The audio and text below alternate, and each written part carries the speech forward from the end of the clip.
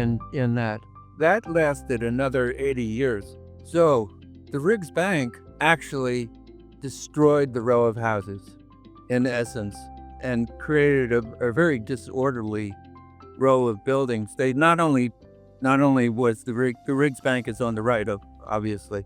It's kind of a nice Italianate building, but it didn't have any historic merit in people who worked there or spoke there or whatever.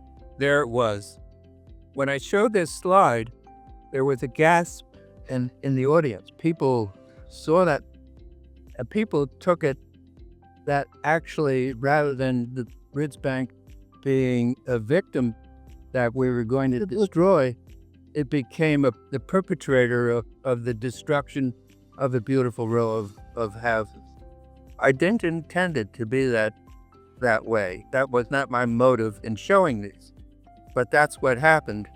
And all of a sudden, there was a difference in this hearing room, and they were willing to listen. So then I went on, and then I talked about the fact that I thought that we had to reestablish the symmetry and the scale, but it had to be a new scale. So now the building that I'm showing the building as it was finally designed, but what I showed at that time was just a block, and I showed that it became kind of a symmetrical development. The scale was raised to the scale of the buildings surrounding it. It was a kind of a new paradigm of this building. And then I wanted to talk then, once I got their ear and they thought, well, maybe the Riggs Bank should go. Then I talked about our aspirations for this building. Our aspirations were that this was not going to be just another federal office building. It was going to have shops in the ground floor. It was going to have a courtyard and garden area where the workers could go for lunch. It was going to not be a curtain wall, shiny curtain wall, anonymous curtain wall, nor was it going to be a granite face with punched windows. It was going to be a building that you could feel that people were inside. And so, as you can see, the Riggs Bank did disappear. And we did design this wonderful building, with a courtyard and shops on the ground floor. It was made for workers. On the interior was all raised floors, so that the workstations, the workers, the actual clerks, and this was an agency that had just a lot of clerical workers. It was a mortgage agency. The workers would be on the perimeter.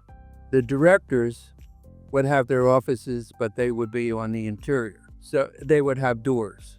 So everybody had something. So, and the courtyard would be open to all streets. So we penetrated the building. And that in the summertime, it would become this wonderful place for the office workers, surrounding office workers, to have their lunch, to work outside.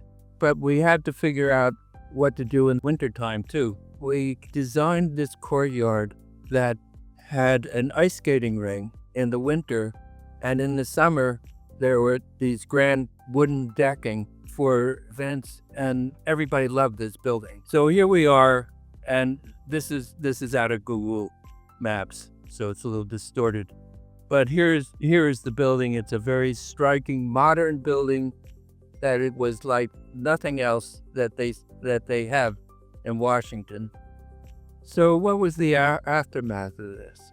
So when the building was completed, we won the GSA highest design award for the building. And amazing as it sounds, that when it became 50 years old, it's become a national monument, a modern landmark. So in last year, I guess, or the beginning of this year, I saw Doge escorting people out of the building on television. And Trump has has denounced the building as a monstrosity and has written an executive order that from here on in, all federal buildings will be of the classical style.